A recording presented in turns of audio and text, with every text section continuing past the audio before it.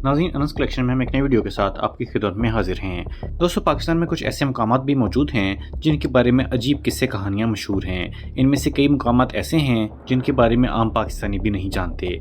आज की इस वीडियो में हम आपको ऐसे ही 10 पुरअसरार मकामात के बारे में बताएंगे जिनमें से कई एक के बारे में आप पहले नहीं जानते होंगे। तो आइए वीडियो शुरू करते हैं। नंबर 1, मंगू पीर का तालाब। दोस्तों, सबसे पहले हम चलते हैं कराची और बात करते हैं कराची के इलाके मंगू पीर की और इस इलाके में मौजूद मंगू पीर के मज़ार की। मंगू पीर कराची के पुराने तरीन इलाकों में से एक है। इस इलाके में पीर ख्वाजा हसन सखी सुल्तान, जिनको मंगू पीर भी कहते हैं, उनका मज़ार मौजूद है। इस मज़ार के अहाते में एक हैरत अंगेज तालाब भी मौजूद है। इस तालाब में दर्जनों मगरमच्छ रहते हैं। इस तालाब को पाकिस्तान में मगरमच्छों की सबसे बड़ी रहायशगाह कहा जाए तो गलत नहीं होगा। इन मगरमच्छों को मज़ार में रहने वाले लोग इनके पास जाकर खाना भी खिलाते हैं और हैरत अंगेज तौर पर ये किसी इंसान पर भी हमला नहीं करते। कहा जाता है कि पीर ख्वाजा हसन सखी सुल्तान 13वीं सदी में इराक से इस जगह पहुंचे थे। उस वक्त कराची में छोटे छोटे गांव हुआ करते थे जहां मछेरे रहते थे। फिर ख्वाजा हसन सखी सुल्तान ने इस तालाब के साथ रहने का फैसला किया जहां दर्जनों मगरमच्छ पहले से मौजूद थे। वो इन मगरमच्छों को इनके बीच जाकर खाना भी खिलाते थे। लेकिन ये पुरअसरार मगरमच्छ कहाँ से आए, इस बारे में कई थ्योरीज पेश की जाती हैं। कुछ लोगों का कहना है कि ये जुएं हुआ करती थीं और पीर मंगू ने इनको मगरमच्छ बना दिया और इस तरह की कई और कहानियां भी मशहूर हैं। लेकिन साइंसदानों का इस बारे में कुछ और ही कहना है।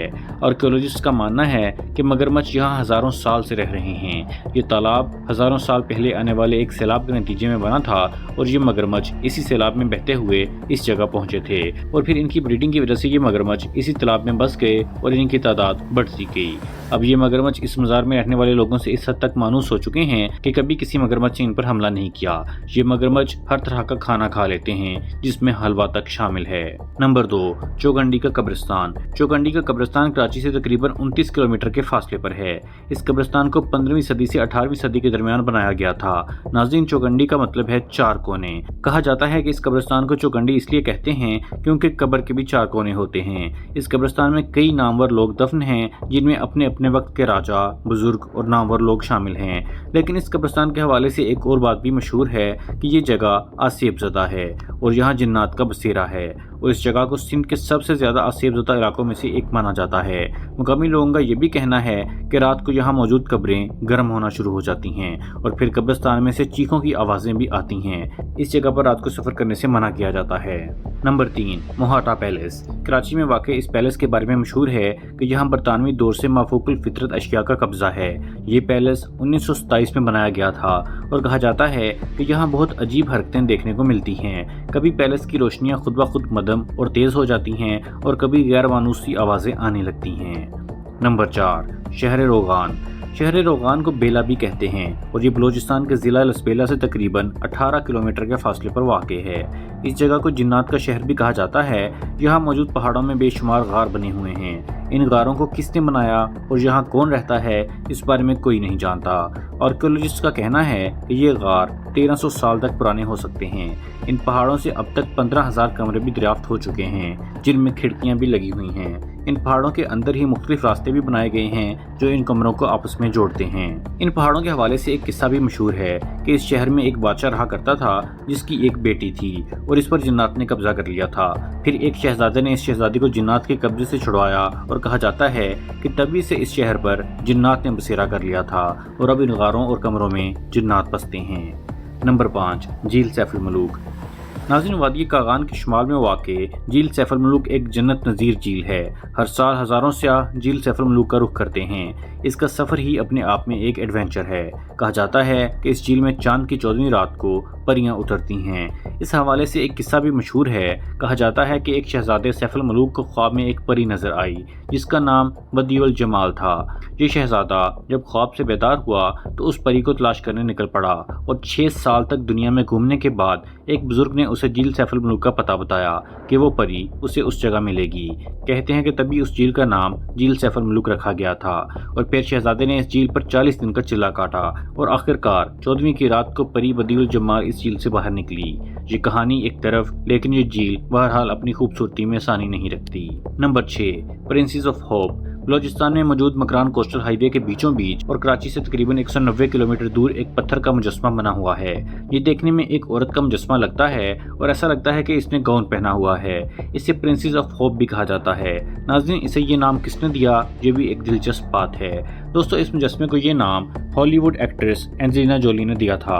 اینجلینا جولی اقوام متحدہ کے ایمبیسڈر کے طور پر 2010 میں پاکستان آئی تھیں اور اس نے اس پورے مجسمے کا جائزہ لے کر اسے پرنسز آف ہوپ کا نام دیا تھا۔ ناظرین، یہ مجسمہ کس نے بنایا، یہ ان مسٹریز میں سے ایک ہے جس کا جواب ابھی تک نہیں ملا۔